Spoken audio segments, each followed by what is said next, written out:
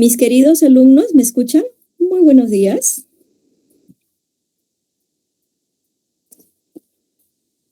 Buenos días, Miss. A tu clase. Buenos días, jóvenes. ¿Me están escuchando? ¿Vale? Sí, perfecto. Muchas gracias, Ariana. Buenos días, Jennifer, Ariana, Ethel, Renzo de los Santos. Qué bonito tu nombre, Renzo. Renzo de los Santos. Me encanta. Compuesto, qué bonito. Malú Lucía Castañeda, Rosina. Buenos días, mis estimados alumnos. ¿Estamos con ganas? ¿Estamos con entusiasmo?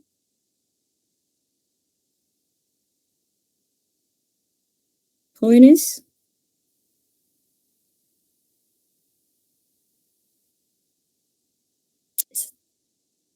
Muy buenos días, jóvenes. Muy buenos días, Damaris. Bien, John también. Excelente. Entonces, vamos a iniciar nuestra clase. Por favor, me confirman si se puede ver la pantalla que dice jerarquía textual 1. ¿Se ve? Sí, Miss, sí se ve. Genial, empezamos. Siempre voy a necesitar vuestra ayuda porque en este programa de Classroom, en esta interfaz, solamente puedo ver, como ya les comenté, la pantalla. Yo veo la pantalla, no puedo ver si estoy continuando, si estoy hilando, ¿no? Las ideas. Entonces, necesito que ustedes, cuando tienen alguna duda, no tengan ninguna, no se corten y me digan, profesora, no le escucho, o profesora, ¿puede repetir? ¿No? A veces se me puede ir la conexión también. Yo ahorita no estoy en Perú, entonces se me puede ir la conexión. Entonces, ahora tengo muy buena conexión, no pasa nada, pero ustedes me dicen, ¿vale? Bien, mis queridos y estimados y estimadas alumnas del Centro Pre, voy a iniciar entonces la clase. Vamos a iniciar con la siguiente exposición. Jerarquía textual 1. ¿Qué significa jerarquía? Es como un orden, ¿sí? Vamos a ver el tema central e idea principal. ¿Cuál es la diferencia entre estos tópicos? Tópico es tema. Número 1. Vamos a empezar por la jerarquía textual. ¿Qué significa la jerarquía textual? Número 1. Puesto que la lectura es una herramienta esencial del aprendizaje significativo, es capital garantizar el avance de la comprensión lectora. El avance, ¿no? Vamos a ver el avance de la comprensión lectora. Por ello, dice, la didáctica de la lectura, o sea, cómo tú vas a enseñar a leer, didáctica, cómo enseñas a leer, ¿no? Debe sustentarse en las formas idóneas. ¿Qué significa formas idóneas? Las formas más inteligentes, que logren una evaluación de la comprensión de texto, siendo los principales tipos de ítems. ¿Qué cosas son ítems? Preguntas, ¿no? Ítems en comprensión lectora, los siguientes. Las preguntas que nos van a formular, las preguntas se formulan, ¿sí? Las preguntas que nos van a formular en comprensión lectora es ¿cuál es el tema central? ¿Cuál es la idea principal? ¿Y cuál es el mejor resumen? Generalmente, vamos a tener 3 tipos de preguntas enfocadas a estos 3 subtemas de la comprensión lectora. La número 1 es la comprensión del tema central. Entonces, ¿cuál es la diferencia, ¿no? Entre el tema central, entre la idea principal, ¿no? Y el resumen? ¿Cuál es la diferencia? ¿Cómo me doy cuenta? Porque esto es muy importante, ya que no solamente nos va a servir para el examen de admisión de San Marcos, sino cuando ustedes redacten la monografía, un resumen en la universidad, les van a decir, chicos, lean tal artículo y me hacen un resumen académico, un resumen, un office, ¿no? Un resumen ejecutivo se le llama. Entonces, esto a todos los niveles. Entonces, ya estamos nosotros en el primer peldaño de nuestra actividad académica, ¿sí? Tenemos acá lo siguiente, el tema central. Dice, es el asunto global de que trata un texto, unifica el texto, es decir, otorga sentido y significado al texto. Entonces tenemos lo siguiente, el tema central. Número 1. Es el asunto global de que trata un texto. Unifica al texto, es decir, otorga sentido y significado al texto. En inglés vamos a entender que cuando nos vienen palabras como subject, theme, shift theme, or topic, muy parecido al castellano, ¿no? Topic o tópico. ¿Qué significa tópico?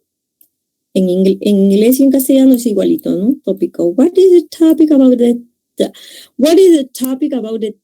Or what is the topic about the passage? ¿No? Topic es tópico. ¿Qué es tópico, profesora? Tópico es tema. ¿Cuál es el tema? Entonces, nosotros cuando vamos a tener nuestros textos en inglés, también ustedes tienen que revisar bien la pregunta, ¿no? Si ustedes ven esta palabra, subject, term, shifting, o sea, tema principal o tema central. Shifting es tema central o topic, tópico es tema. Entonces nos estamos refiriendo a cuál es el tema central, ¿vale? En forma lingüística del tema es una frase nominal. No entiendo, profesora. O sea, yo me puedo dar cuenta cuando es un tema central de acuerdo a la gramática o a la composición de sus elementos gramaticales. Sí, por ejemplo, ¿de qué trata? O sea, yo les digo, no, miren, aquí tenemos el Museo del Arco Hoy, luego está el Museo del Banco de la Nación y el Museo también de Minerales y de Geografía del Perú. ¿De qué se trata el texto? Entonces, profesor, usted está hablando de los museos. Los museos. En inglés, the museums. Entonces, ¿cuál es el tema? Los museos. Pregunta, ¿cómo sabemos que es un tema? Porque es una frase nominal. No sé si ya están en lenguaje en frase nominal. ¿Qué es una frase nominal? Es una estructura gramatical que tiene como núcleo, ¿cuál es el núcleo? Un sustantivo o un elemento sustantivado. Núcleo, museos. Y el modificador directo será el determinante los. Pero pregunta, ¿cuál es la diferencia o qué hace una frase nominal o una frase nominal? Es que no tiene verbo, ¿correcto? Podemos encontrar, por ejemplo, es un tema, los museos, frase nominal. Puede ser una frase nominal compuesta también, los museos del Perú también es una frase nominal, no hay verbo. Entonces, ¿cómo redactamos el tema central? Como frase nominal. ¿Hasta aquí se entendió, jóvenes? ¿Jóvenes? ¿Todo bien? Hola. Sí, maestra. Perfecto, muchas gracias. Si tenéis alguna pregunta, formularla, formularla. No hay ningún problema. Yo me detengo y les digo, miren esto. La comprensión lectora tiene que ver mucho con la gramática, jóvenes. Eso es fundamental. Un buen profesional, un buen investigador tiene que saber un poco de gramática, de todas maneras. No, profesora, pero yo voy a matemáticas. Sí, hijo mío, pero está bien que sepas tus numeritos en matemáticas o en ciencias, pero ¿y cómo vas a redactar la tesis? ¿Cómo vas a redactar un artículo de investigación? Tienes que saber un poquito de gramática. Entonces, todos tenemos que saber las carreras interdisciplinarias son, ¿vale? El tema central. Vamos a la idea principal. Profesora, ya me explicó que el tema se redacta en una frase nominal. Vamos a la idea. ¿Cuál es la diferencia entre el tema y la idea? Muy sencillo. El tema era una frase nominal. Las ideas son oraciones. Oraciones. Pregunto, ¿cuál es la diferencia entre una frase nominal y una oración? ¿Quién me dice? A ver, ¿cómo vamos en lenguaje? ¿Cuál es la diferencia? La presencia del verbo, Miss. Qué bien, Dios mío. Por eso me gustan las clases de la Pre San Marcos, porque la gente está bien concentrada. El verbo. Miren, ahí lo pongo gigante, para que no se olvide nadie. Profesora, una frase nominal es una estructura que no tiene verbo. Más sencillo no puede ser. Pero las ideas tienen sentido completo. Y si tienen sentido completo, tienen verbos. Tienen verbos. Entonces, ¿cómo haría yo la idea principal de la frase nominal anterior? Voy a explicar. Entre las ideas que componen un texto se distingue una que condensa la parte más significativa. Esa se llama la idea principal. La idea principal es una oración. Recuerda, es una oración que contiene toda la información, está cargado de toda la información del texto. Debemos tener en cuenta que solo hallando el primer término, ¿qué significa el primer término? Esto. El tema, la frase nominal, se construye o reconocemos la idea principal. Entonces, profesora, ¿cómo sería la fórmula? La fórmula es la siguiente. Tema más verbo más complemento. Todo esto te da igual la idea principal. ¿Se entendió, chicos? ¿Se entendió? ¿Jóvenes? Sí, profesora. Mira, aquí les voy a poner. ¿Cuál es el tema? ¿Se acuerdan? Museos, los museos, tema. ¿Qué más dije? Verbo, ¿no? Acá está el tema. Verbo, son. Acá está el verbo. Y el complemento. ¿Cómo sería el complemento? Instituciones y fines de todo el floro. Ahí, al servicio de la sociedad, abierta al público, que adquiere, conserva, investiga, comunica y expone el patrimonio material e inmaterial de la humanidad y su medio ambiente con fines de educación y estudio y recreo. Punto. Punto, porque termina en punto. Mira, las oraciones terminan en punto. Las frases nominales, no. Mira, los museos, ¿hay punto? Jamás.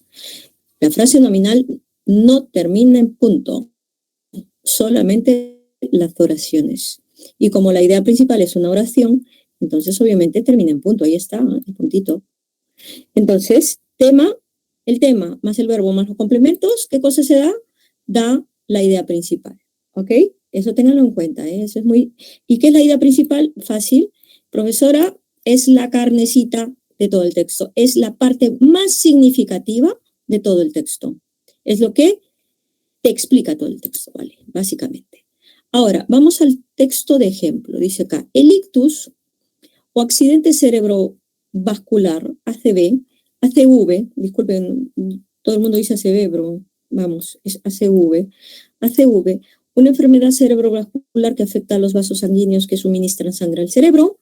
También se le conoce como embolia o trombosis. Una pregunta. Cuando nosotros analizamos un texto, ¿cómo lo analizamos? Párrafo por párrafo. Número 1, profesora, tengo que reconocer cuántos párrafos hay. Perfecto. Número 2, después de reconocer cuántos párrafos hay, leo uno por uno cada párrafo. Y trato de buscar qué oración, porque acá se corta la oración, punto, acá hay otro punto, acá hay otro punto, bueno, acá no hay. Listo. De todas estas oraciones, en 3 párrafos, ¿cuál es la más importante? ¿De qué trata el texto? Profesora, el texto trata del ictus o accidente cerebrovascular, ¿vale? Este es el tema. El verbo, el complemento, ¿dónde está? ¿Cuál es la oración que encierra toda la información de todo este texto?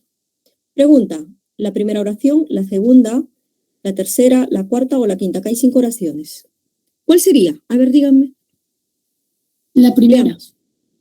La primera dice, el ictus o accidente cerebrovascular, una enfermedad cerebrovascular que afecta a los vasos sanguíneos que suministra sangre al cerebro. Punto, nada más se dice.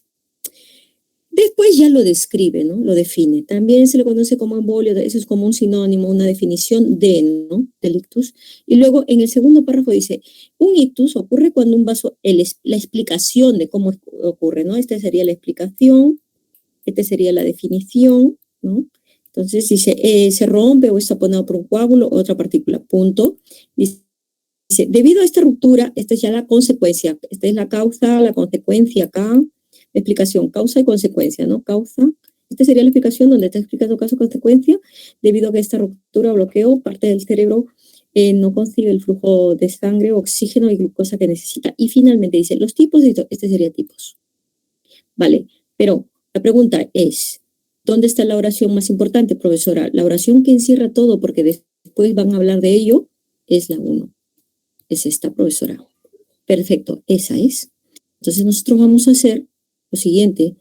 ¿Cuáles preguntas por el tema central? ¿Cuál o la idea principal? ¿De qué estamos hablando? ¿De los tipos? No, estamos hablando del ictus. ¿Dónde está esto? ¿Se acuerdan ustedes? En la idea principal. Aquí. ¿Dónde estaba? Profesor, está acá. El ictus cerebrovascular es una enfermedad cerebrovascular que afecta a los órganos sanguíneos, se suministra sangre al cerebro. Aquí está el tema. Y todo su complemento, todo esto que va acá, ¿qué cosa es? La idea principal. De aquí va a salir la respuesta. Vamos a ver si es que funciona, si es que es verdad. El tema trata sobre, profesora, lo acabamos de decir, el ictus o ACV.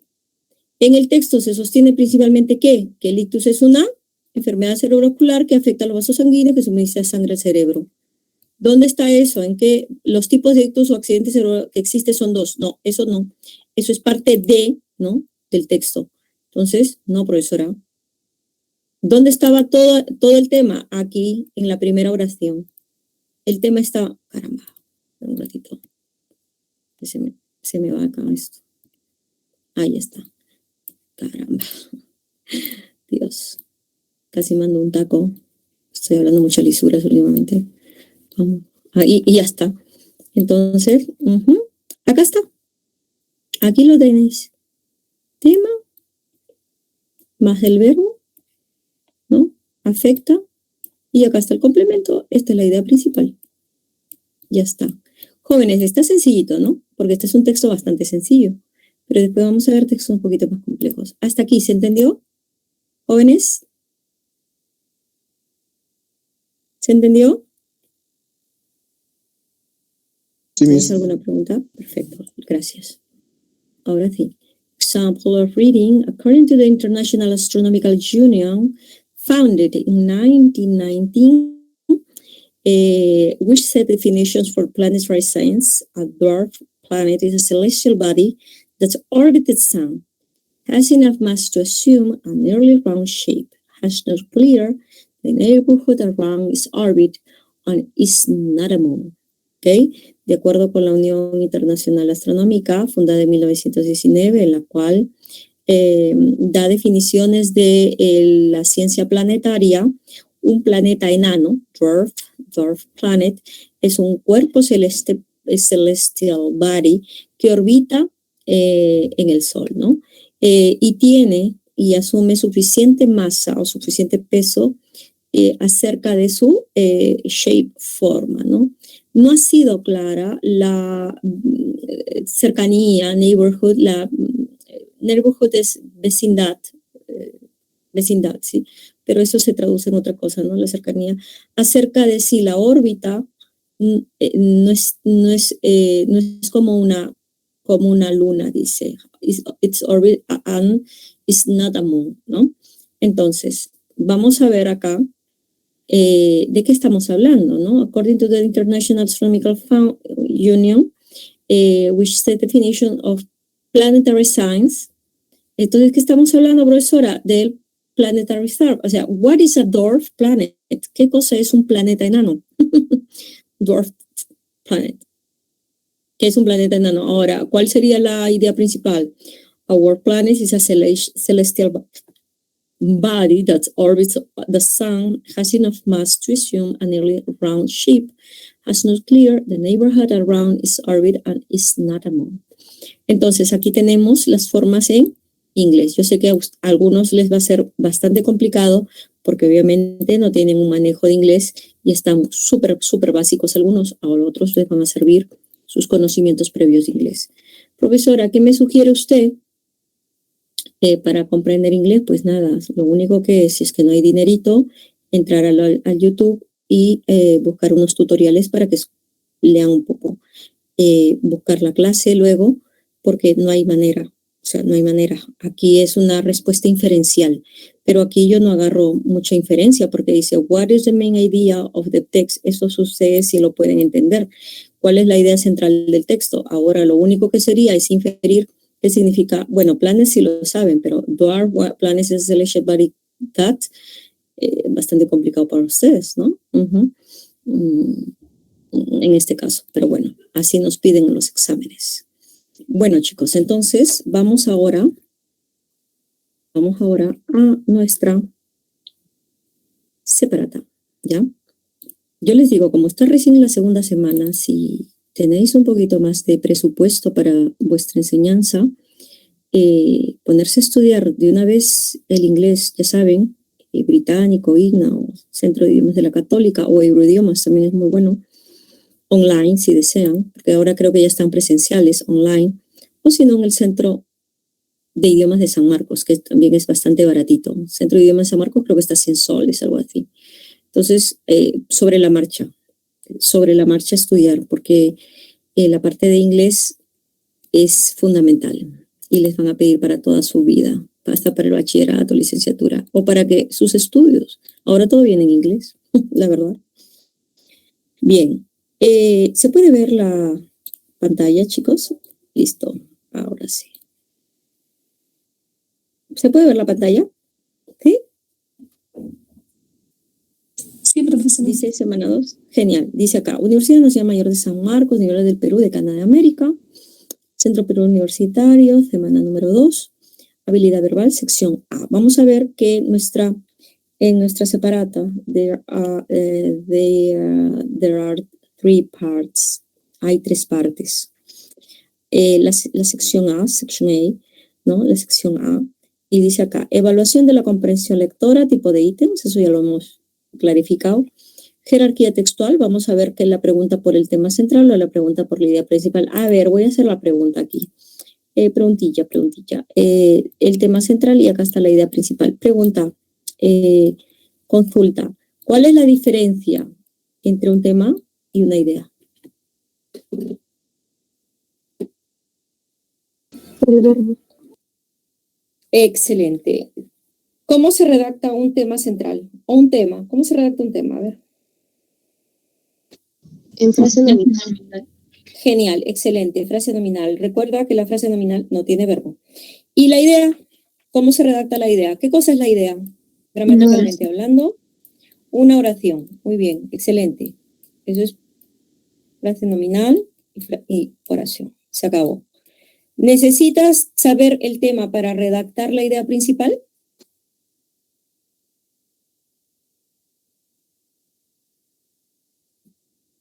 Sí. Absolutamente. Si no sabes el tema, es imposible redactar la idea principal. Excelente, jóvenes. Muy bien, entonces tenemos aquí, os voy a dejar para que ustedes puedan redactar, pero un ratito.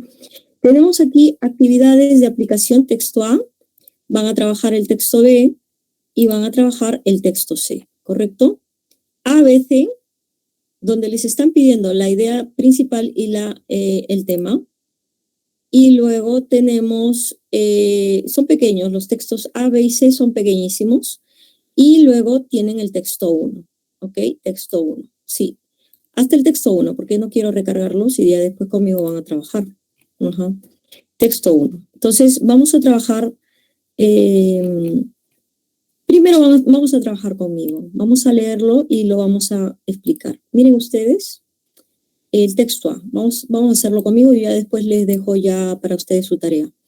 Miren, observamos aquí. Cuando los investigadores estudian la vida interior de los animales, distinguen entre emociones y sentimientos. Entonces, vamos a ver. Oye, vida interior animales, emociones, sentimientos, ¿vale? Las emociones, entonces ya acá, a partir de acá, cortas. ¿Por qué? Porque es la primera oración y luego la segunda oración ya está hablando de las emociones, que ya lo mencionaste acá. Eso quiere decir que esto, lo que sigue, ya son ideas secundarias. Lo que sigue, esta es la idea principal. Lo que sigue ya son ideas secundarias porque te van a hablar de lo anterior, te van a explicar qué cosa es una idea principal, es lo más importante del texto. Y las ideas secundarias son las explicaciones de la idea principal. Entonces aquí ya las emociones, según el etólogo, ya, esto es floro, estás explicando las emociones. Esto es idea secundaria. Dice, las emociones, según el etólogo Andres Odewald, son estados fisiológicos neuronales mensurables. Mensurables quiere decir entendibles o comprensibles, que a menudo se reflejan en el comportamiento. Entre otros aspectos que se miden u observan están, por ejemplo, acá. Cuando dicen ejemplos son ideas terciarias. Entonces, la idea principal, luego viene la idea secundaria y acá está la idea terciaria, que son los ejemplos. Y dice acá, el aumento de la temperatura corporal, la liberación de neurotransmisores u hormonas y también el comportamiento de un animal que se aleja del lugar donde interactuó con un científico unos días antes. En cambio, aquí ya hay otra idea secundaria, los sentimientos, porque ya están hablando acá emociones, acá sentimientos. Mire cómo se organiza, ¿eh? Los sentimientos, acá esta es otra idea secundaria. Se manifiestan con un nivel más profundo aún. Los humanos suelen comunicarlos verbalmente. Decimos cosas, esto es ya como una ejemplificación. Entonces aquí ya tenemos, ¿vale? La idea terciaria. De la idea secundaria de sentimientos. Y acá terciaria y secundaria de emociones. Dice, entonces, como estoy contento, esto me enfada. ¿Qué cosa es esto? Son ejemplos. esto me enfada, esto me emociona, y esos son ejemplos, por eso que son las ideas terciarias. Luego dice, los animales no pueden comunicarnos sus sentimientos de esta manera, sin embargo, eso no significa que carezcan de ellos. En una entrevista, también en una entrevista de Wall, afirma que los científicos también deberían tener en cuenta los sentimientos de los animales en su trabajo y no solo las emociones medibles. Listo, y se acabó. ¿Cuál es la idea principal? Profesora, la idea principal es la primera, porque en todo el texto se va explicando lo que menciona en primer punto la idea principal. Entonces, la idea principal es esta, la que está toda subrayada. Luego se organiza el texto con idea secundaria, secundaria y terciaria, terciaria. Ahora, ¿cuál es el tema central? ¿De qué estamos hablando? A ver, ¿quién me dice?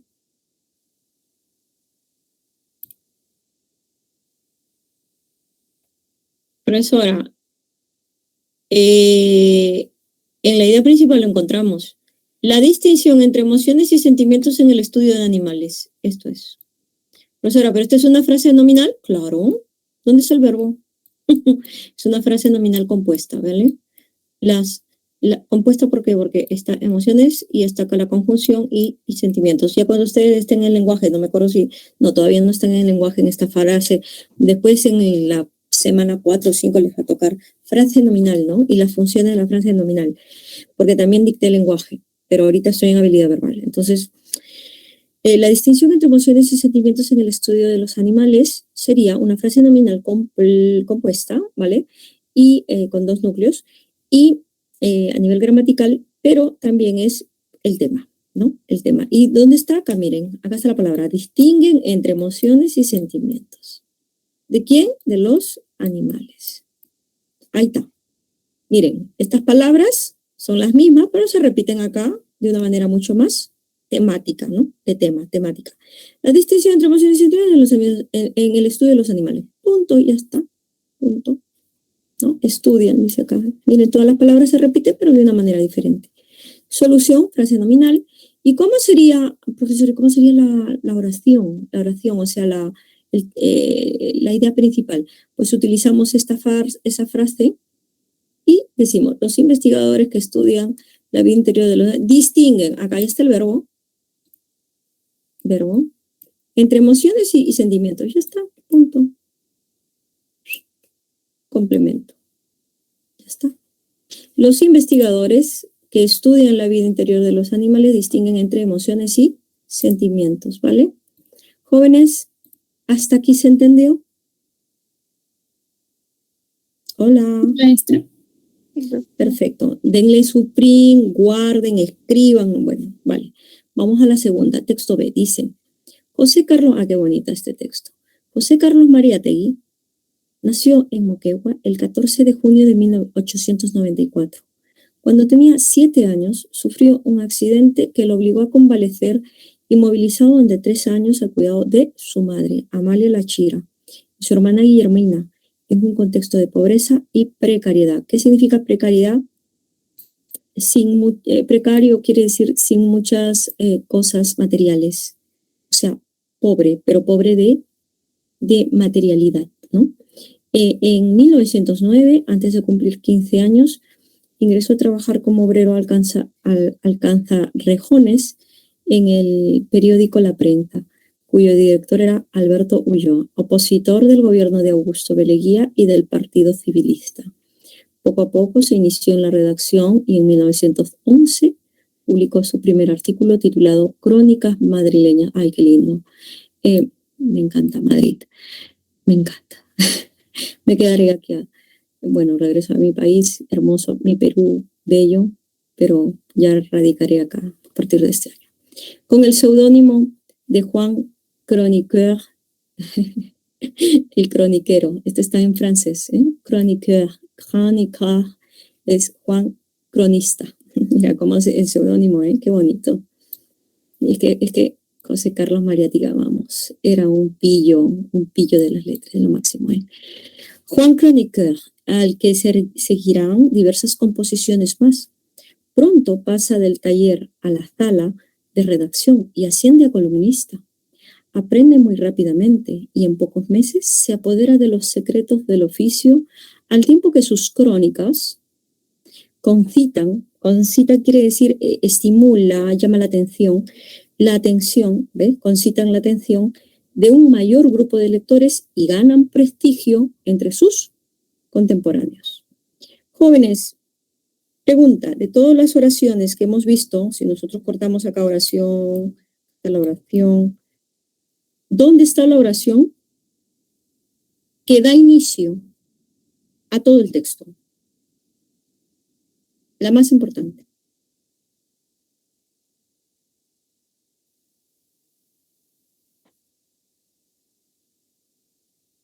¿Cuál es el tema? Tu biografía. Muy bien. ¿De quién estamos hablando? ¿De qué trata el texto? Miren la pregunta que estoy formulando. ¿De qué trata el texto? Sobre la biografía de José Carlos Mariátegui. La vida o la biografía de José Carlos Mariátegui. Vamos a ver, ¿no? La historia podríamos ser, o los inicios, ¿no? Porque está hablando de los inicios de la vida. Entonces dice, los inicios de José Carlos, ¿cómo qué? Redactor de publicaciones periódicas o crónicas, ¿no? O crónicas. Esta sería. Porque obviamente la parte fundamental es José Carlos Mariátegui. ¿Qué estás hablando? De sus primeros años y luego los inicios de él y también de la redacción que él hacía. Es la primera redacción. Pregunta, a ver, esto no tiene nada que ver con la pregunta de acá de la solución. Pregunta, ¿cuál era su primer seudónimo?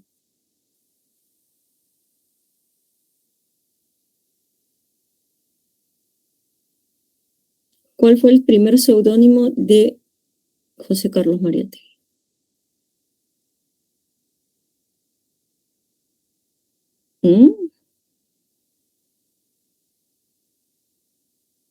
Chicos. Juan Cronista. Juan Cronista, muy bien. Juan Cronista porque se puso un seudónimo en francés, ¿no? Chroniqueur, que es cronista. Muy bien, excelente. Muy bien, han estado atentos. Tienen que prestar atención, ¿ah? Tienen que estar súper moscas. Y la principal, pues listo, dice acá, podemos agregar una circunstancial de tiempo, ¿no? Pero no es necesario. De frente, José Carlos Mariátegui ascendió a columnista y obtuvo reconocimiento a sus pares, ¿no? A sus pares quiere decir los trabajadores amigos de él, mientras se perfeccionaba en el oficio de la redacción periodística. Este sería el tema principal, o sea, de lo que está tratando el texto, ¿no? José Carlos Mariátegui asciende a columnista, obtiene reconocimiento y respeto de sus pares y se perfecciona en el oficio de la redacción periodística, ¿no? Eso es solución. Idea principal. Vamos a la 3. Texto 3. Un día de los inocentes de 1895 en París, los hermanos Louis y Auguste Lumière, pues ahora, ¿qué es Lumière? Luz. Lumière es luz. Ahí está el perrito se me guarda. Thor, silencio. Thor. A ver, Lumière es Luis. Lumière en francés es luz. Bien. Un día de los inocentes de 1895 en París, los hermanos Louis y Auguste Lumière realizaron la primera proyección pública del cine, tal como se conoce hoy. Entonces, ¿de qué estamos hablando, profesora? Primera proyección pública del cine. Los hermanos Louis Lumière sería la clave, tal como se conoce hoy. Y luego explica sobre los inventores, y estas son ideas secundarias, cuando te explican. Entonces dice, estos inventores, ¿no? Estos inventores cuyo apellido se traduce al español como luz, ya sabía, luz, ¿no? Se retiraron voluntariamente de toda actividad cinematográfica 3 años después, por razones que ellos mismos admitirían. Nos declaramos incapaces de sostener una competencia. En efecto, lo que ellos creyeron no pasaría de ser una curiosidad científica, fotografías proyectadas a una cierta velocidad para dar la ilusión del movimiento. Se convirtió en 3 años en una complicadísima forma de espectáculo y de industria. Explica, idea secundaria, 4 meses después de la gran velada nocturna de los Lumière, Thomas Alva Edison, inventor de la bombilla, Sabemos que es la bombilla, ¿no? En España, bombilla se le llama al... ¿Quién me dice? Foco. Foco. Foco, muy bien, foco. Este es español peninsular. Bombilla. Acá tú dices, tú te vas al market o te vas al chino. Bueno, acá hay muchos chinos que te venden, ¿no? Abarrotes y te vas y le dices, buenas, ¿tiene foco? Y el tío te va a quedar mirando como diciendo, ¿estás loco, tío? Bombilla, ¿sí? Acá se dice bombilla. Dice acá, inventor de la bombilla, o la típica que nosotros decimos en Perú, ¿no? Foco, nuestro peruanismo. Patentó en Estados Unidos el proyector y las cámaras tomavistas. Y desde ese momento Estados Unidos se convirtió en el país de mayor y más influyente producción. Para los Lumière era una curiosidad, porque Georges Méliès, el segundo director más importante en orden cronológico en la historia del cine, era un arte, dice. Ambos se vieron obligados a retirarse. En realidad, Méliès, más que retirarse, quebró, dice, ante los empujes de la industria cinematográfica norteamericana. Muy bien, tenemos este texto bastante bonito de los hermanos Lumière y de su proyección o incursión al cine. Y tenemos acá, ¿cuál es el tema central? Profesora, la transformación del cine en la industria, en una industria desde sus orígenes, desde los hermanos Lumière, porque acá dice la transformación, ¿no?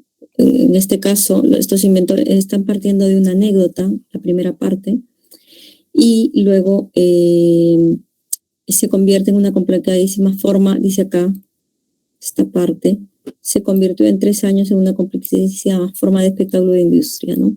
Entonces, esto es como la información que tú tienes que... Hay textos donde la idea principal está ahí, tú la puedes leer, pero aquí se tiene que inferir, ¿no? El tema central. Entonces, el tema central sería la transformación del cine en una industria desde sus orígenes, y utilizas toda esta información del tema central para redactar también la idea principal. Estados Unidos se convirtió en el país de mayor y más influyente producción cinematográfica, pese a que algunos directores franceses también fueron determinantes de sus orígenes. Entonces, los orígenes de la industria. Puedes utilizar también la transformación del cine en una industria desde sus orígenes que convierta en Estados Unidos en el país más influyente. O sea, hay muchas maneras de redactar una idea principal utilizando el tema, claro, porque primero es el tema. ¿Tienen ahí ustedes esta explicación? Chicos, ¿hasta aquí todo bien? ¿Jóvenes? ¿Tomaron apunte? ¿Tomaron apunte ya? Hola. Sí, profesora. Listo, genial. Continuamos. ¿Qué hora es? Un momentito, déjenme ver mi horario. Tengo 2 computadoras, una con la fecha de Lima y otra con la fecha de Madrid. Acá en Madrid son las 5:45 y allá son 10:43, entonces, bueno, 45. Tengo que estar viendo mi tiempo. A ver, vamos entonces, esto sí ya se los dejo a ustedes. Tenemos el texto 1, el texto 2 y el texto comprensión lectora. Tenemos 3 textos, ¿correcto? Tenemos 3 texto 1, 2 y comprensión lectora. Entonces, les voy a dejar una tareita, ¿no? El avance. Leer texto 1, 2 y comprensión lectora. Rápidamente, os voy a dar 15 minutos. Si en 15 minutos no han terminado totalmente, ustedes me dicen, profesora, no hemos terminado, me falta un poquito más de tiempo. Yo les extiendo a 5 minutos más los 3 textos, ¿vale? ¿Estamos, chicos? ¿Listos? Son las 10:45 de las 11 a.m. retornamos. 15 minutos. ¿Está bien, jóvenes? ¿Han entendido la premisa? Sí, profesora. La indicación. Listo, vamos. Adelante, chicos. Adelante. Mucho empeño, mucho empeño. Hay que leer los textos con gusto, como que no es que sea ¡ay, qué aburrido, profesora, qué habilidad! Pero no, léanse los textos. Aprendan esa pequeña información que tienen estos textos, porque les va a servir para toda la vida. ¿Ok? Adelante.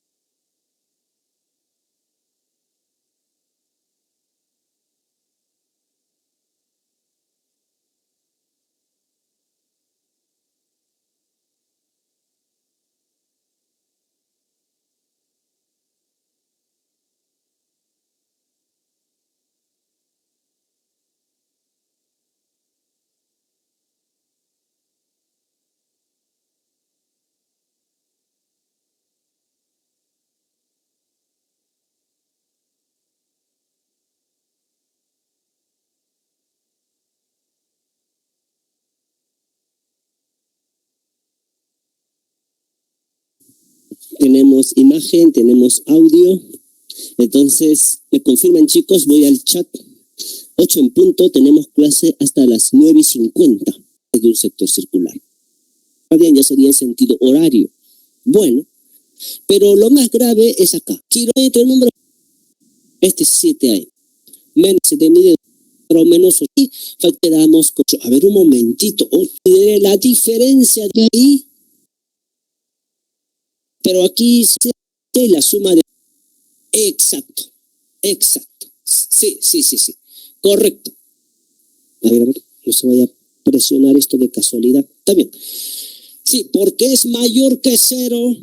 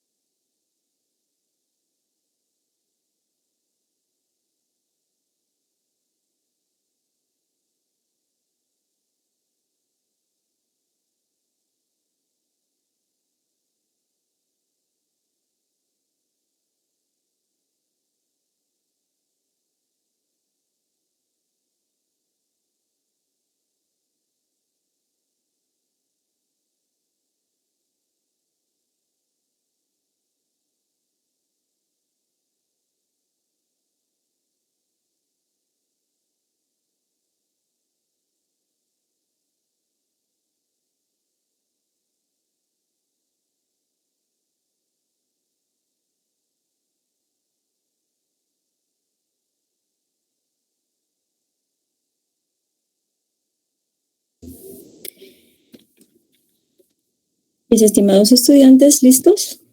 ¿Cómo vamos? ¿Estamos listos, chicos? Hola. Ready? Are you ready, guys? Because I am ready now.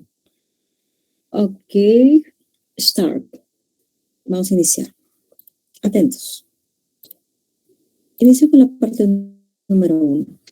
Elija la alternativa correcta de los textos presentados a continuación. Tenemos el texto 1, 2 y el de comprensión de lectura, ¿no? Bien. En 1952, el escritor de ciencia ficción Ray Bradbury publicó el cuento El sonido del trueno. En el cuento dice, un personaje pisa una mariposa. Entonces, la primera parte, ¿no? Nos dice, ¿no? En que el escritor de ciencia ficción Ray Bradbury publicó el cuento, ¿no? O sea, publica un cuento, está partiendo de ello y luego te está explicando, ¿no? El cuento, ¿no? Ya está. Te explica, ¿no? El cuento dice, ¿no? Un personaje pisa una mariposa y ese pequeño detalle desata impresionantes consecuencias, tanto que incluso, dice, provoca que un líder fascista llegue al poder, ¿no? Un líder fascista llegue al poder. En 1961, lo que hasta entonces era ficción se convirtió en una realidad científica. Entonces, miren, la primera parte es como una anécdota y luego ya te explica, ¿no? Realidad científica. Ese año, el meteorólogo Edward Lorenz trabajaba en un modelo matemático para el pronóstico del tiempo. Para ello, dice, introdujo en su computadora datos como la temperatura, la humedad, la presión, la dirección del viento y observó los resultados. Luego volvió a introducir los datos para verificar los cálculos que había obtenido la primera vez, de manera inesperada. Aunque, dice acá, la segunda vez había ingresado los mismos datos, obtuvo un pronóstico del tiempo totalmente diferente al primero. Al principio ambos pronósticos se parecían, pero a medida de que el modelo avanzaba, el tiempo, ambos resultados eran cada vez más distintos. ¿Qué ocurrió? Esa diferencia tan radical entre ambos pronósticos se debió simplemente a que la segunda vez el computador de Lorenz había redondeado los datos. Es decir, incluían unos cuantos decimales menos. Y la explicación, ¿no? Así se dio cuenta de que unas pocas décimas aparentemente insignificantes con el tiempo pueden significar cambios monumentales. Para Lorenz, eso equivalía a que el viento que produce el aleteo de una mariposa en Brasil puede desatar un tornado en Texas. Esto ya es una metáfora, ¿no? De esa manera nacía la teoría del caos y su efecto mariposa, que postula que pequeñas variaciones pueden parecer inofensivas, inocuas, acuérdate de la palabra inofensivas. Cuidado, porque esta palabra tiene un parónimo, o sea, una palabra muy parecida, que es inicuas. Inicuo o inicua, porque es un adjetivo. Con i, muy parecido, ¿no? Muy parecido, pero es el antónimo. Si inocuas es inofensivo, inicuo es el antónimo. Cuidado con esta palabra. Inicuo es malo, maligno, malo, muy malo. Maldito, malo, terriblemente malo, inicuo. Por ejemplo, un crimen, matar a alguien es un acto inicuo, ¿no? Un acto de maldad. Pero violarlo y torturarlo es inicuo, muy inicuo, es terriblemente malo, ¿no? Muy malo. Vil. Vamos a poner acá vil, ¿no? Vil. Bien, jóvenes, mucho cuidado con estas palabras. Inicuo, inocuo, acuérdense, inocuo. Ay, profesora, me olvidé. Acuérdate de la palabra inocuo, inofensivo. ¿No? Ino. Así hacen esa, ¿cómo se dice? Una memotecnia, ¿ya? Entonces dice acá, La teoría del caos y su efecto mariposa, que postula que pequeñas variaciones pueden parecer inofensivas con el tiempo, inocuas, pero que pueden generar enormes cambios en una sensación de caos. Pregunta. La primera parte tenemos dos párrafos, de los cuales el primer párrafo te está hablando ¿no? Te está hablando de una anécdota. Primero entras con una anécdota al texto. Luego te explica un poco los ejemplos que está pasando, ¿no? A partir de esta anécdota, ¿qué está pasando? Pero, ¿cuál creen ustedes o de qué trata el texto? ¿De qué trata el texto? ¿De qué trata el párrafo 1 y 2? ¿De qué trata? O sea, ¿a qué quiere decantar? ¿De qué trata el texto? Sobre la teoría del caos y el efecto mariposa. Efectivamente. ¿Dónde estaría la idea principal?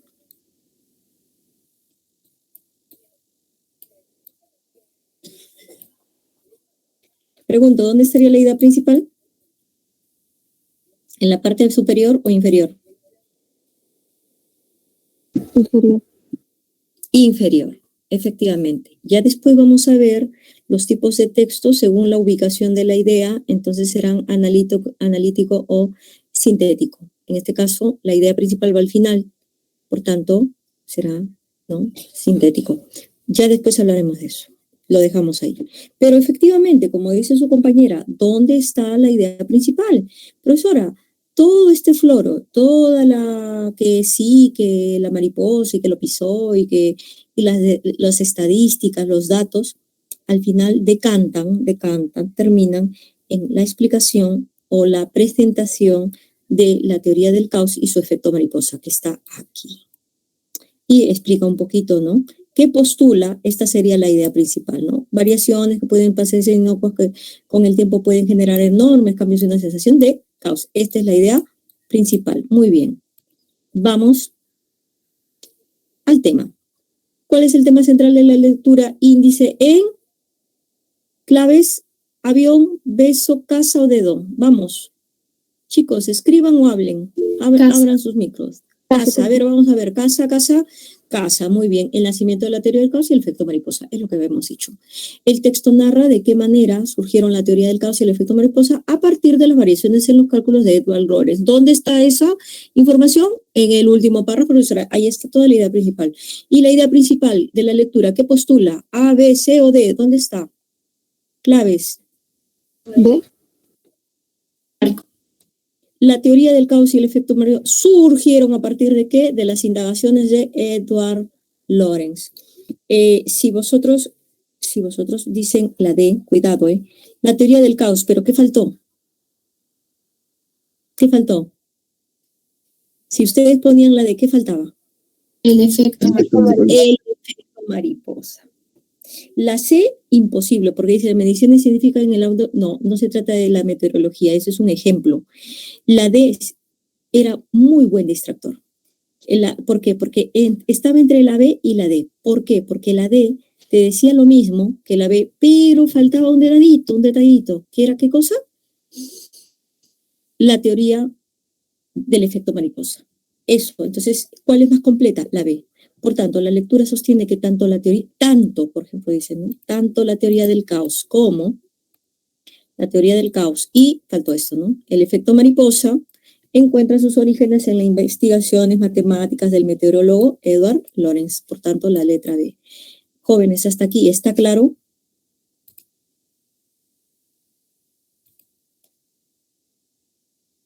¿Está claro? Bien, muy bien, clarísimo. Vamos al texto 2. Un telescopio es un instrumento óptico, dice, es un instrumento óptico que permite capturar la radiación electromagnética de la luz, de forma tal que sea posible observar objetos que son de muy bajo brillo o que se encuentran a distancias considerables. El poder de capturar la luz dependerá del diámetro de apertura y el objeto de telescopio. Entonces, a ver, atención. Mira. Aquí, el poder del telescopio. Quiere decir que ya esto es idea secundaria, porque ya está explicando. ¿Y qué está explicando esto? Un telescopio es un instrumento óptico. Esto está explicando. El telescopio es un instrumento óptico y acá todo el fluoro, ¿no? Que permite capturar la radiación electromagnética de la luz de forma tal y bla, bla, bla. Toda la historia. A partir de acá ya te explica cómo se compone el telescopio. Entonces dice acá, el poder de capturar la luz dependerá del diámetro de la apertura objeto del telescopio. Entonces ya estás por segunda vez explicando. Esto sería las ideas secundarias. Vamos a ver si es que el telescopio es de todo lo que habla. Vamos a terminar el texto. A mayor apertura, mayor será la cantidad de luz que ingrese del instrumento, lo que permitirá observar objetos de brillo más débil y detalles más finos. Acá. Los telescopios explican, ¿no? Pueden dividirse, estos son los tipos. Grupos. Los telescopios pueden dividirse en 3 grandes grupos, los reflectores, los refractores y los catadioptricos, los cuales a su vez poseen diferentes diseños ópticos particulares. Muy bien, hasta ahora la idea principal o la idea más importante se encuentra en la primera línea del párrafo 1. Vamos a continuar.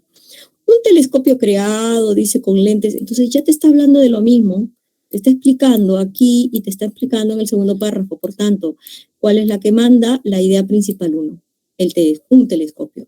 Y dice, ¿no? Un telescopio creado con lentes se llama telescopio refractor. ¿Está explicando qué cosa? Triqui. Los grupos de telescopio. Entonces, estos ya son ideas secundarias. Todo esto son ideas secundarias. ¿Ya? Dice, un lente, al igual que los anteojos, dobla la luz que pasa a través de este. En los anteojos esto provoca que los objetos se vean menos borrosos. En un telescopio, en cambio, la ayuda en que está haciendo las comparaciones celestes más lejanos que vean como si estuvieran cerca. En el plano focal, donde se localizan los oculares, dispositivos ópticos compuestos de una o varias lentes que se colocan cerca del punto focal del objetivo con el fin de ampliar las imágenes observadas. A su vez, dice, la distancia entre el objetivo y el plano focal se denomina distancia focal, ¿no? Están explicando, están detallando. Y uno de los parámetros importantes para considerar en un telescopio, ya que determinará aspectos como los aumentos que se lograrán con un ocular específico o la luminosidad del instrumento en lo referente a la astrofotografía. En realidad, los aumentos dependen de la longitud focal del ocular, a menos longitud focal, mayor aumento. En la actualidad, los modernos telescopios, esto ya es la actualidad, ¿no? Te está dando un resumen de todo esto. Los modernos telescopios refractores poseen varias lentes diseñadas especialmente para minimizar las aberraciones ópticas propias de este tipo de sistema. Separamos. Juntas conforman el objetivo del telescopio. El siguiente esquema muestra la forma simplificada del funcionamiento de un telescopio refractor. Bueno, estamos hablando en todo el segundo párrafo de las características de los telescopios y de cómo se ven en la actualidad. Pero el primer párrafo es el más importante, el más sustantivo. ¿Por qué? Porque ahí vamos a encontrar la idea principal. Entonces, aquí tenemos un texto mixto. ¿Por qué mixto, profesora? Porque estamos viendo los párrafos, más tenemos que unificar párrafo con imagen, ¿no? Entonces, lente objetivo, acá está lente óptico y plano focal. Aquí te están dando una pequeña imagen, un pequeño informe, y listo. Y dice, en conjunto, porque cuando dicen en conjunto quiere decir que es lo que has leído acá y lo que has visto acá o analizado. Entonces son los dos elementos que forman parte de un texto mixto. Y dice, en conjunto se puede afirmar que la lectura e imagen, miren, la lectura e imagen desarrollan como tema central, letra D, la estructura y el funcionamiento de los telescopios refractores. La estructura y el funcionamiento de los telescopios refractores. Entonces, eso es, ¿no? Aunque en un inicio se brinda una definición general, dice acá, y una clasificación, la lectura y la imagen, porque si solamente vemos la lectura sería la definición, pero la imagen ya nos da nos da una amplitud. Desarrollan fundamentalmente el tema de la estructura y el funcionamiento de los telescopios refractores. Entonces, la clave sería la estructura y el funcionamiento de los telescopios refractores. Si decimos la importancia de los oculares en el cálculo del sistema distancia focal, nada que ver. No estamos hablando de eso. el plano focal y el lente objetivo como partes del telescopio. No estamos hablando de las partes del telescopio, nada más, sino también de la estructura del mismo. C. Los telescopios contemporáneos, su definición y su clasificación. Los telescopios contemporáneos, no dicen contemporáneos, y acá dice su definición, eso sí, pero en su clasificación también lo dice, pero no está mencionando el funcionamiento. O sea, perdón, su estructura, no está mencionando su estructura. ¿Y dónde está la estructura? En la imagen. Aquí. Esta es la estructura. Si tú solamente ponías y dejabas llevar por la C, faltaba la estructura y hubieras eliminado la segunda parte del texto, ¿no? 1D es la clave. Estructura y funcionamiento. Se acabó. 2. En esencia, dice, la idea principal del texto sostiene que los telescopios refractores funcionan a partir de la combinación de varios lentes. El rasgo central de los telescopios refractores es su, ¿qué cosa decimos? Estructura conformada a partir de la combinación de varios lentes que cumplen diversas funciones, porque estábamos viendo en el texto lentes, tipos de lentes y funciones. En la segunda parte, la estructura. ¿Correcto? Entonces, aquí estamos viendo. 2B de beso. Comprensión lectora. Vamos al texto 1. Un sistema de energía que captura la energía solar, dice acá, la almacena y la libera cuando y donde se necesite, ha sido perfeccionado para producir electricidad al ser conectado a un generador termoeléctrico. Eventualmente, la investigación desarrollada en la Universidad Tecnológica de Chalmers, Suiza, podría conducir a la creación de dispositivos electrónicos de carga automática que utilicen energía solar almacenado bajo demanda. Entonces, estamos hablando un poquitín de creación de dispositivos electrónicos, energía solar, baja demanda. La nueva tecnología, o sea, sobre la base de lo que estamos viendo, se basa en el sistema de energía solar MOST, Molecular Solar Thermal Energy Storage System, MOST. Miren, es esto. Desarrollado en la Universidad Tecnológica de Chalmers. Este sistema emplea, acá está explicando ya el sistema. Este sistema emplea moléculas de carbono, hidrógeno y nitrógeno especialmente diseñadas que cambian de forma en un isómero rico en energía, moléculas formadas por los átomos, pero, dice acá, organizados juntos de una manera diferente. Punto. Luego, coma, el isómero se puede almacenar en forma líquida para su uso posterior cuando sea necesario, como en las noches o en invierno. Los investigadores han refinado, ¿no? Aportamos acá, los investigadores han refinado el sistema hasta el punto de que ahora es posible almacenar la energía hasta 18 años. Un catalizador especialmente diseñado libera la energía guardada en forma de calor mientras devuelve las moléculas a su forma original para luego puedan reutilizarse en el sistema de calefacción, este funcionamiento, ¿no? Un nuevo estudio lleva al sistema de energía solar un paso, se menciona, ¿no? Los elementos de energía, nueva tecnología. ¿Cuáles son? Sistema de energía solar. Un paso, dice, más allá. Y acá está la palabra paso, ¿no? No un paso así como de caminar, ¿no? Sino acá ya está contextualizado.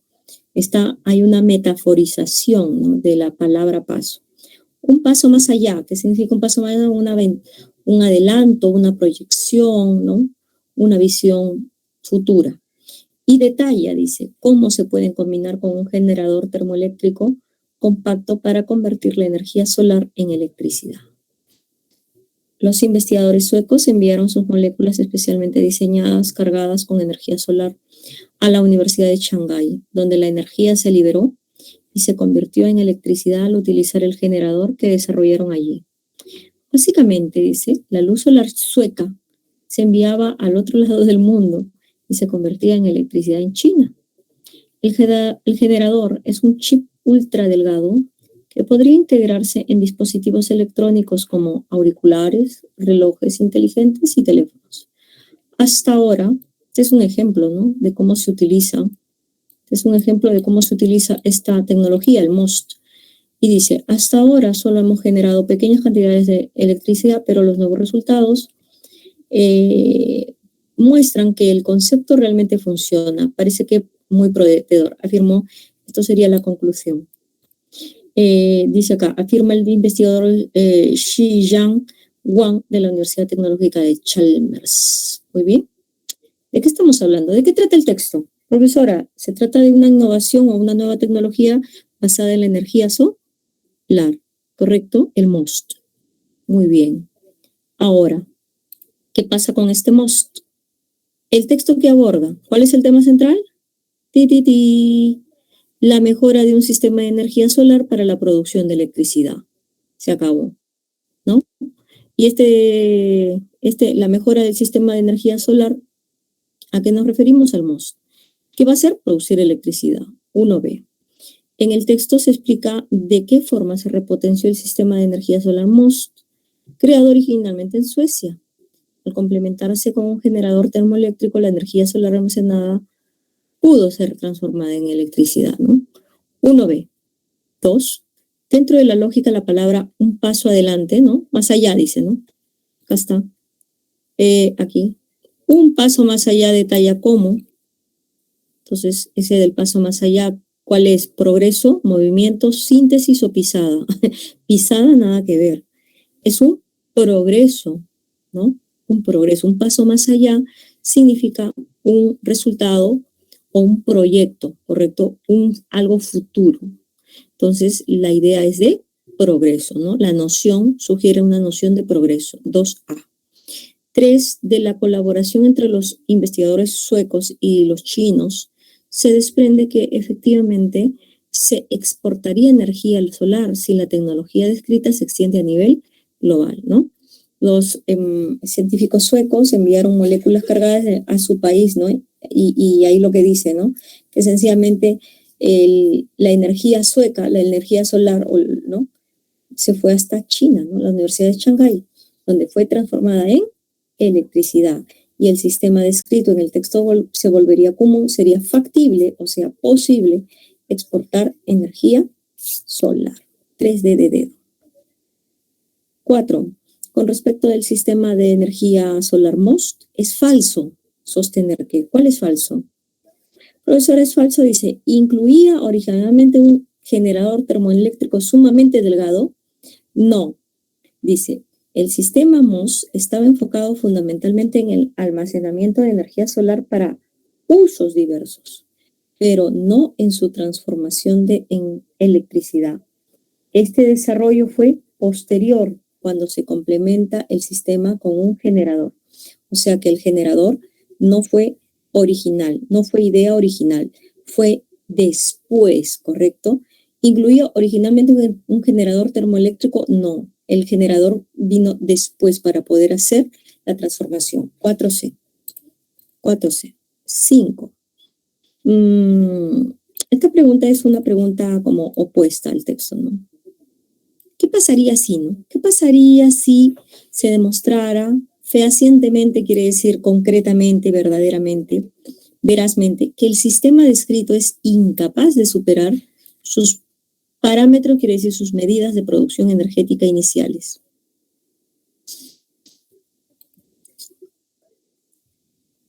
Si el proyecto no funciona, por ejemplo, entonces, y no se puede transformar la energía solar en electricidad, ¿qué significa? Que el proyecto no funciona.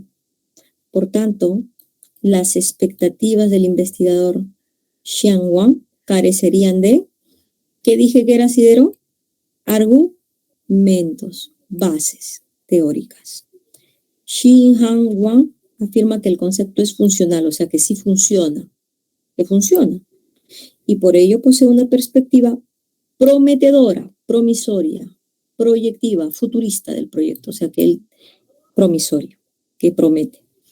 No obstante, si no se pudiera ampliar la cantidad de energía eléctrica que se produce, sus expectativas serían frustradas, carecerían de base de asidero. 5B de beso. 5B. Texto 2. Creo que hasta aquí nos quedamos, ¿no? Creo que tenemos hasta el texto 2. Y ya, tenemos el texto 2. Vamos a leer el texto 2, chicos. ¿Ya? Tenemos el texto 2 y el texto 1A, 1B. Esto en 15 minutos rápidamente. Texto 2. Aquí, texto 2. Muy bien. Texto 2. Y de la sección de texto 1A y B, que es el texto dialéctico. Aquí está. Texto 2A, texto 1A y 1B.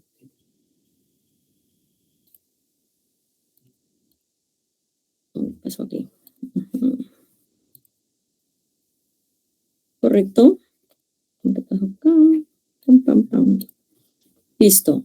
Texto 1 y el texto 2. Sí, tenemos que avanzar el texto 2, que es de la anemia. Y el texto 2. Bien, tenemos 3 textos. Vamos a enviar un tiempo. Son las 11:30. Exacto. Hasta las 11:45. AM. ¿Está bien, chicos? ¿Todo bien hasta aquí? ¿Se entendió? Sí, profesor. Listo, vamos. Ale. Vamos a trabajar. Listo. Adelante.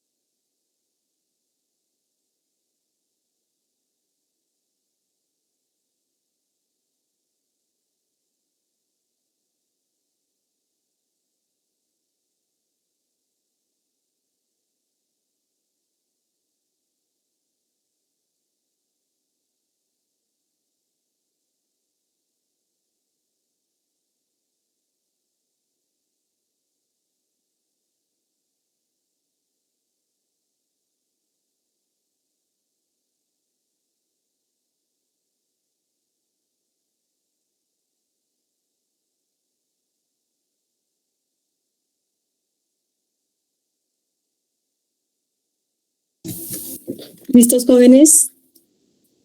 A ver, ¿cómo vamos? Creo que a las 11:55 nos toca el receso, ¿sí? ¿Me parece? ¿Jóvenes? Sí. Perfecto, perfecto. Entonces sí, yo me acuerdo. Perfecto, entonces estamos a 3 minutos del receso, no hay problema. Y vamos a dar aunque sea 2 minutos, ¿sí? Vamos. Rápidamente dice, al amanecer, el 8 de octubre de 1879, entre Mejillones y Antofagasta, fueron vistos el Huáscar y la Unión por una de las patrullas que estratégicamente se había dividido en la escuadra chilena. Blanco Encalada, Covadonga y Matías Cousiño habían esquivado las naves peruanas este peligro cuando 3 humos más aparecieron en el horizonte.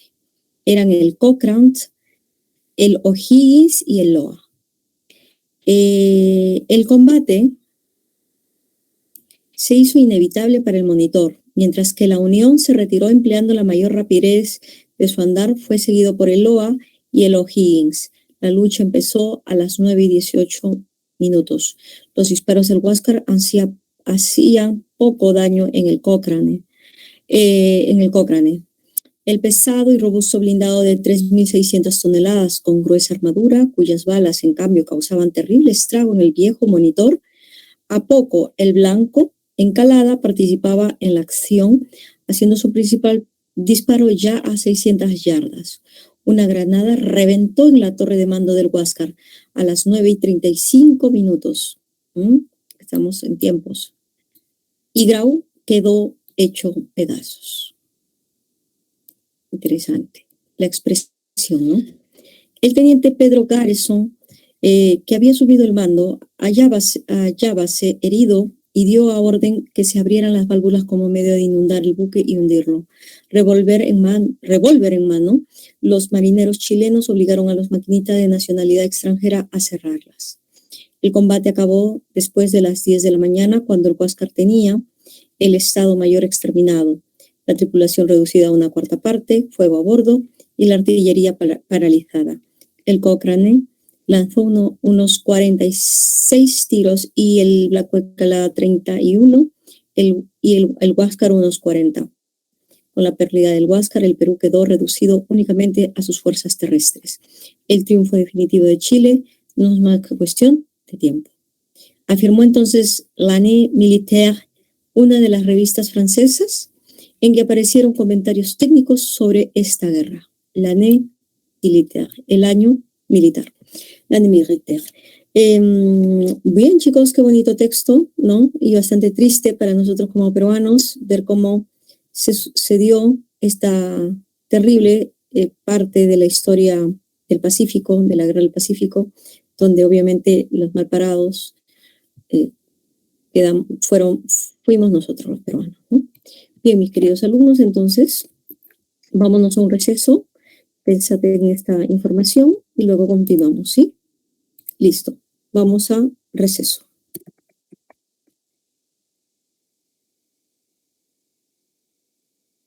Hasta las 12:10.